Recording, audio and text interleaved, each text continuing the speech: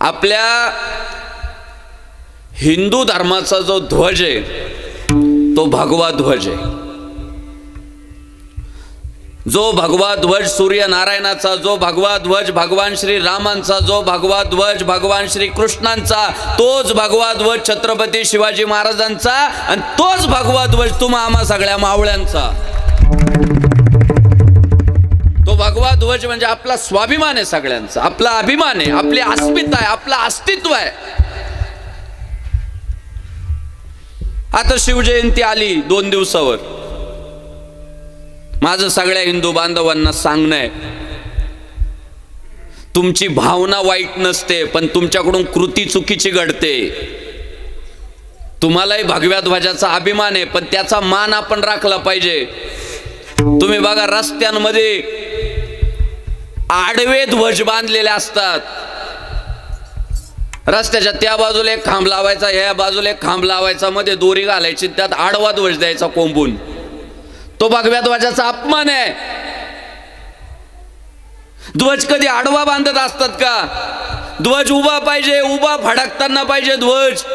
तुम्हाला कोणत्याच धर्माचा, इतर कोणत्याच धर्माचा ध्वज असा रस्त्यात आडवा बांधलेला दिसणार नाही। फक्त हिंदू धर्मीय लोक भगवा ध्वज आडवा बांधतात। लक्षात येत नाही आपण ध्वजाचा अपमान करतोय। हायवेला असतात, इकडे एक लाईटचा खांब, तिकडे एक लाईटचा खांब, मध्ये दोरीन द्यायचा त्याचा ध्वज घालून भगवा चाललाय ध्वज, झुलतोय ध्वज। ध्वज फडकता पाहिजे, ध्वज उभा पाहिजे। पुढे शिवजयंतीच्या कालावधीमध्ये महाराष्ट्रातल्या तमाम माझ्या हिंदू सहकाऱ्यांना माझी विनंती आहे की कृपा करून आपणच आपल्या हिंदू धर्माची इज्जत घालू नका, आपणच आपल्या भगव्या ध्वजाची किंमत कमी करू नका। ध्वज फडकावायचाच असेल ना तर उंच जाऊ द्या ना ध्वजराव, आणि फडकू द्या ना, बघू द्या ना सगळ्यांना भगवा ध्वज फडकल्यावर किती भारी वातावरण होते। अजिबात आडवा ध्वज बांधू नका। आणि कोण जर म्हणत असेल नाही संग्राम बापू काही सांगतय, काय अपमान वगैरे होत नाही ध्वजाचा, त्याला माझं सांगणं आहे, तो बापाचा आडवा फोटो बांध रस्त्यात, बांधील का? त्याच्या बापाचा फोटो आडवा बांधायचा। काय लोक म्हणतील, मेला वाटतं याचा बाप आडवा केला म्हणजे? आडवा कधी होतो माणूस? मेल्यावर ना। मग बापाचा फोटो कसा उभा बॅनर बनवतो मस्त, नेत्याचा फोटो कसा उभा बनवतो मस्त। ज्याला वाटत असेल मी चुकीचं बोलतोय त्याने त्याच्या बापाचा आडवा बॅनर बांधावा, मग आमची काही तक्रार नाही। पण तुम्ही पुढच्या काळामध्ये आपल्या लोकांचं प्रबोधन करा।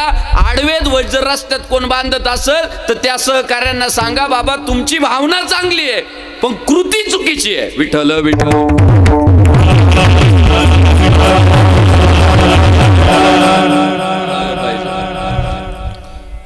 तसा जो काल आहे ते दही आणि लाई खाल्ली म्हणजे आम्हाला सगळा महाप्रसाद भेटला असा त्याचा अर्थ नाही। तो काला इतका दुर्लभ सांगितला, वैकुंठी तो ऐसे नाही कवळ काही काल्याचे, आजी ओस अमरावती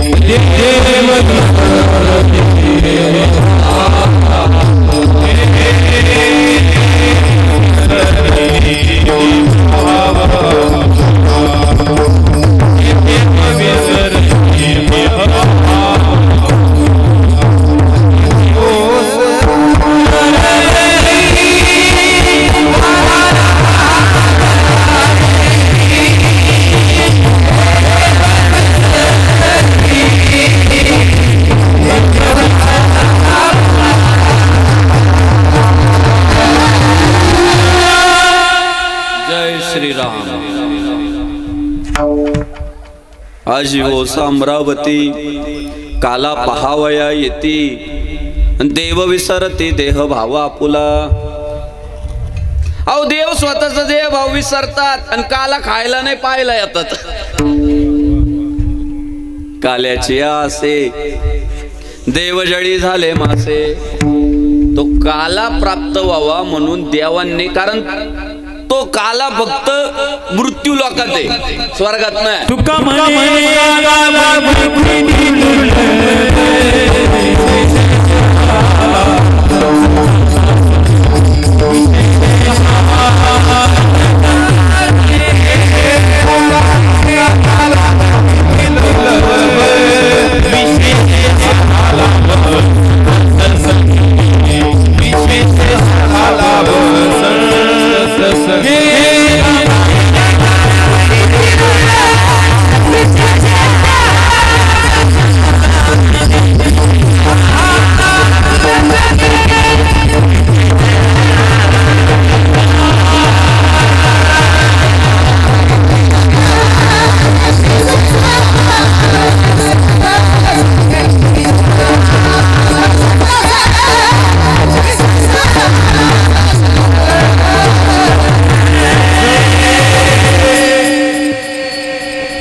जो काला वैकुंठात पण भेटत नाही तो मृत्यू लोकातच भेटतो. म्हणजे मग दही आणि लाई का,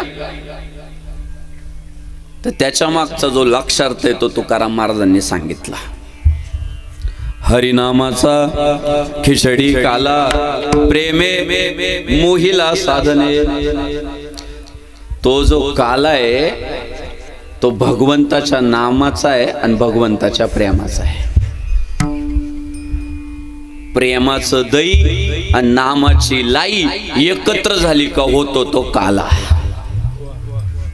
ते जे दही आहे ना ते भगवंताच्या प्रेमाचं प्रतीक आहे आणि ती जी लाई आहे ना ती भगवंताच्या नामाचं प्रतीक आहे. म्हणजे ज्या दिवशी काला होतो कुठल्याही उत्सवातला त्या दिवशी त्या गावातल्या भाविकांच्या अंतःकरणामध्ये भगवंताबद्दलचं प्रेम निर्माण होतं आणि त्या दिवसापासून ते भगवंताचं नाव घ्यायला सुरुवात करतात. म्हणून त्यांना काल्याचा महाप्रसाद भेटतो. विठ्ठल विठ्ठल.